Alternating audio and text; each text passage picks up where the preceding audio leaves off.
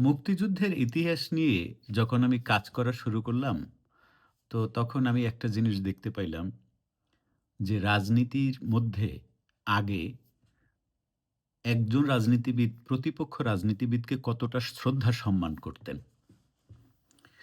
এবং এইটা দীর্ঘকাল আমাদের রাজনীতিতে ছিল।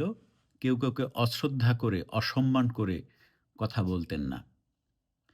কিন্তু এরপরে একটা সময় দেখলাম যে রাজনীতিতে একজন আরেকজনকে এত জঘন্য ভাষায় কথা বলে, এত বাজে নোংরা ভাষায় একজন আরেকজনকে অ্যা উল্লেখ করে মানে অ্যাড্রেস করে, যা শুনলে বমি আসে। তো আমি একটু আমার স্মৃতিতে আমার বয়স তো এখন ৪৩ বছর। ৪৩ হতে যাচ্ছে আরকি। এই জুনে হবে। তো আমি একটু পেছনটা ঘাঁটা শুরু করলাম ব্যাক যে আসলে রাজনীতির হিস্ট্রি মানে আমার তো রাজনীতির মানে অর্থাৎ যে মনে আছে এমন ইলেকশন-টিলেকশন ইত্যাদি ১৯৯১ সাল থেকে। ১৯৯১ সালে যখন হচ্ছে ১ম বিএনপি ক্ষমতায় আসলেন। বিএনপি ক্ষমতায় আসলো। আম বেগম খালেদা জিয়া যখন ১ম বাংলাদেশের প্রধানমন্ত্রী হলেন, ওই সময়কার ব্যাপারটা মনে আছে। তখন দেখতাম যে কেউ কাউকে কুৎসা করে অমুকের বাচ্চা, তমুকের বাচ্চা এই সমস্ত শব্দ ব্যবহার করে কেউ রাজনীতি করত না। এটা আসলো কবে এবং কারা আনলো? এইটা আসলো হচ্ছে গিয়ে আপনার পরবর্তী নির্বাচনে ৯৬ নির্বাচনের আগে এই কাজটা ইনপুট করাইলো হচ্ছে গিয়ে জামায়াত ইসলাম। জামায়াত ইসলাম প্রতিপক্ষকে এত জঘন্য ভাষায়, এত নোংরা ভাষায়, এত কুৎসিত ভাষায় মানে কথা বলতো যা শুনলে বমি আসতো এবং যার ফলে প্রতিপক্ষ তাদের প্রতি মানে এই ধরনের আ মানে শব্দ ব্যবহার করা শুরু করল। আপনি আমারে শুয়োরের বাচ্চা বললে আমি তো আপনারে গাধার বাচ্চা বলবই।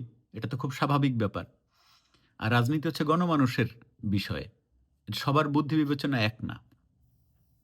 এবং এই প্রতিপক্ষকে বাজেভাবে আক্রমণ করে রাজনীতি করার সবচাইতে বড় ফাঁদে যারা পা দিল তারা হচ্ছে বিএনপি। কিভাবে? বিএনপিকে জামাত বুঝাইল যে খালেদা জিয়াকে বলেন ১৫ই আগস্টে জন্মদিন পালন করতে। মানে আমি যেটা আমাকে অনেকেই বিএনপির প্রচুর লোক কিন্তু আমার ফেসবুকে ফ্রেন্ড এবং এমপি আছে কয়েকজন আমার একেবারে খুবই ঘনিষ্ঠ বন্ধু বিএনপির। এবং বিভিন্ন থানা পর্যায়ের, জেলা পর্যায়ের অনেক লিডার। এটা আওয়ামী লীগেরও আছে, বিএনপিরও আছে। মানে এটা তো আলাদা করে দেখানোর দরকার নাই যে অমুক এমপি সে কিন্তু আমার খুব ভালো বন্ধু। এটা তো আমি কোন কালে মানে করি নাই এই জাতীয় কাজ।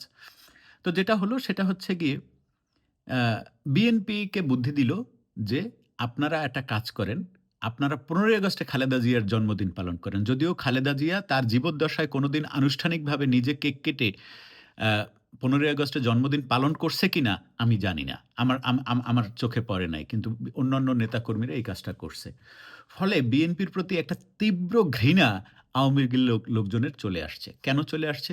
১৫ই আগস্ট হচ্ছে আওয়ামী লীগের জন্য অত্যন্ত শোকের একটা দিন। কিন্তু সেই অনুযায়ী আ এই যেদিন হচ্ছে গিয়ে জিয়াউর রহমানকে হত্যা করা হয়, সেই দিন অনুযায়ী কিন্তু আওয়ামী লীগ কোনো বিশেষ দিবস পালন করে না। কারোর জন্মদিন-টন্মদিন পালন করে না। এই বুদ্ধিটা কার? বুদ্ধিটা হচ্ছে জামাতের। জামাত হচ্ছে গিয়ে আপনাকে এমন জায়গায় আঘাত করবে, মানে ওরা কিন্তু জামাত এমন যে এই দল আর এই দল, এই ২ দলের মধ্যে লাগাই দিতে হবে। এইটা হচ্ছে জামাত। জামাত বুদ্ধি দিল যে আপনারা ১৫ই আগস্টে জন্মদিন পালন করেন। জামাত বুদ্ধি দিল এই যে আপনার রাজনৈতিক প্রতিপক্ষের প্রতি এরকম নোংরা আচরণ আওয়ামী লীগ, বিএনপি কখনোই করে নাই। যেটা করেছে ২০০৪ সালের আগস্টের ২১ তারিখ। অর্থাৎ শেখ হাসিনাকে হত্যা করার জন্য যে বোমা মারানোর বুদ্ধি, এটা কিন্তু জামাতের বুদ্ধি। এটা কি আপনারা জানেন? এটা ওই সময়ে এরপরে আমি সরকারি একটা চাকরি করতাম বিধায় এটা আস্তে আমাদের কাছে আসছে এবং এটা অলরেডি বাংলাদেশে আমি বলতেছি না যে কোন দল দুধের ধোয়া। জামাত কি বলে আপনার বিএনপি দুধের ধোয়া, আওয়ামী লীগ দুধের ধোয়া না। সুযোগ পাইলে সবাই একটু কামড়াকামড়ি করে। কিন্তু এই ধরনের রাজনৈতিক প্রতিপক্ষকে নিশ্চিহ্ন করে দেওয়ার রাজনীতি বিএনপি কখনো করে নাই। বিএনপিকে বুদ্ধি দিল যে একেবারে শেখ হাসিনাকে হত্যা করতে হবে। সেই বুদ্ধিটা কোনো না কোনোভাবে বিএনপির কিছু জঘন্য বিপদগামী কিছু নেতা এটা এই বুদ্ধি অনুযায়ী কাজ করল এবং একদম চরমভাবে হচ্ছে গিয়ে আওয়ামী লীগের সবাইকে খেপায় দিল এবং যার ফলে আওয়ামী লীগ আর বিএনপির মধ্যে একটা কুত্তা কামড়াকামড়ি শুরু হয়ে গেল। এ ওর নামে মামলা দেয়, সুযোগ পাইলে ও ওর নামে মামলা দেয়। ফলে স্থানীয় রাজনৈতিক নেতাদের মধ্যেও সম্প্রীতি একেবারে চূড়ান্তভাবে শেষ হয়ে গেল। কিন্তু এর নায়ক কিন্তু জামায়াত ইসলাম। আজকে আমার এই ভিডিওটা করার উদ্দেশ্য, এটা তো ভাই অনেক হয়েছে। আমরা তো তরুণ। মানে যারা এই মুহূর্তে মন্ত্রী এমপি আছে তাদের থেকে তো বয়সে আমরা তরুণ এবং ভবিষ্যৎ রাজনীতির নেতৃত্ব আমরা দেব। মানে আমি না দেই, মানে আমার বয়সী যারা আছেন তারা দেবেন। আপনাদেরকে অনুরোধ করি, এই ধরনের কুত্তা কামড়াকামড়ি জামাতের বুদ্ধিতে পইড়া আর কইরেন না। এটা আমরা অনেক করেছি। আমরা প্রতিপক্ষের নামে শত মামলা দিয়েছি। প্রতিপক্ষ আমাদের নামে শত মামলা দিয়েছে। বাড়িতে ঘুমাতে পারে না।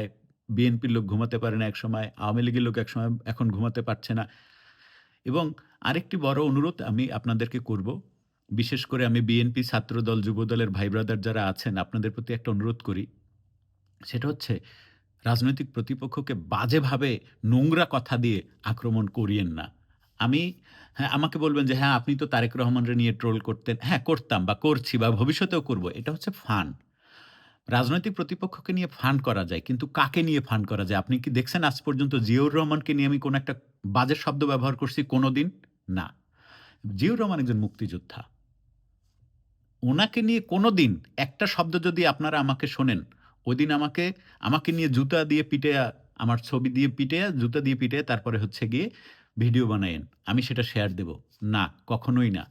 খালেদা জিয়াকে নিয়ে কোনোদিন একটা নোংরা কথা আমার মুখে শুনেছেন? কোনোদিনও শুনবেন না।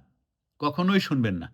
এবং আমিও চাই আপনারা যেই দৃশ্য হচ্ছে গিয়ে দেখেন, ওই যে আ শেখ হাসিনার কাপড়-চোপড় নিয়ে যেই ধরনের নোংরা ডিসপ্লে করছে, ওখানে কিন্তু ছাত্রদলের লোক ছিল কিনা আমি জানি না। আমার চোখে পড়েনি। সবগুলো কিন্তু শিবিরের, সবগুলো কিন্তু জামাতের।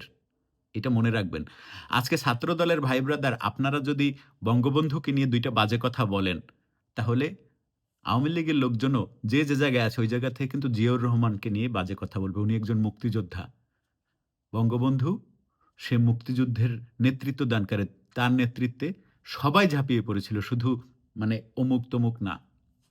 আমি আপনাদের প্রতি অনুরোধ করি ভাই, এই সমস্ত নোংরামি অনেক হয়েছে। আমরা আর সেই নোংরামি না করি। আমাদের ভবিষ্যৎ প্রজন্ম সেই নোংরামি থেকে বেরিয়ে আসুক। আপনাদের সকলের প্রতি অনুরোধ, আওয়ামী লীগ, বিএনপি, আমি জামাতরে গুনি না বলে জামাতের প্রতি অনুরোধ অমুক-তমুক কোনো কিছু। জামাতের নাম নিলেই মনে করেন যে আমার অজু করা লাগে, এরকম একটা ব্যাপার। সুতরাং জামাতের কথা বলতেছি না। আওয়ামী লীগ, বিএনপি, জাতীয় পার্টি সহ যারা মূলধারার রাজনীতি করেন, তাদেরকে অনুরোধ, প্লিজ এই যারা মারা গেছেন বা যারা এই মুহূর্তে নেতৃস্থানীয়তে আছেন, তাদের তো পরিশ্রম কম না রাজনীতিতে। আপনি কি আ শেখ হাসিনার অবদানকে ফেলে দিতে পারবেন? আপনি কি খালেদা জিয়ার বাংলাদেশে অবদানকে ফেলে দিতে পারবেন? আপনি কি জিয়াউর রহমানের অবদানকে ফেলে দিতে পারবেন? কারোর অবদানকে আমরা ফেলে দিতে পারব না। বঙ্গবন্ধু তো সবার উপরে, তার কথা না হয় বাদই দিলাম। কারোর অবদানকে আমরা ফেলে দিতে পারব না। আমার বিশেষ করে ছাত্রদল, যুবদলের ভাই ব্রাদারদের প্রতি অনুরোধ, আপনারা শিবির জামাতের ফাঁদে পা দিয়েন না। ২০০১ সালে পা দিয়ে আপনারা কিন্তু ১৭ বছর ধরে ক্ষমতার বাইরে ছিলেন। মানুষকে একত্রিত করতে পারেন নাই আন্দোলন করে আওয়ামী লীগের বিরুদ্ধে মাঠে নামাতে। আমার কথাগুলো যদি বুঝে থাকেন, তাহলে ধন্যবাদ এবং দয়া করে আওয়ামী লীগ, বিএনপি এই ২ এবং জাতীয় পার্টি প্রত্যেকের রাজনৈতিক ভাই ব্রাদার যারা আছেন আপনাদেরকে অনুরোধ, বঙ্গবন্ধু, খালেদা জিয়া, শেখ হাসিনা, এরশাদ, অমুক-তমুক এরকম যারা আছেন রাজনীতির নেতৃস্থানে এবং যারা এখন পৃথিবীতে নাই, তাদেরকে নিয়ে কুৎসা করিয়েন না। এটা আমাদের জন্য ভালো রাজনীতি, মানে রাজনৈতিক ভবিষ্যৎ আমাদের ভালো হবে না। সমালোচনা করেন, তীব্র সমালোচনা করেন, ধরে সমালোচনা করেন। কিন্তু কুৎসা করিয়েন না। বাজে কথা বলিয়েন না। নোংরা কথা বলিয়েন না। তাতে মানে আমাদের রাজনৈতিক ভবিষ্যৎ খুব খারাপ হবে। এই অনুরোধটা একটু দেখবেন রাখতে পারেন কিনা। সবাই ভালো থাকবেন।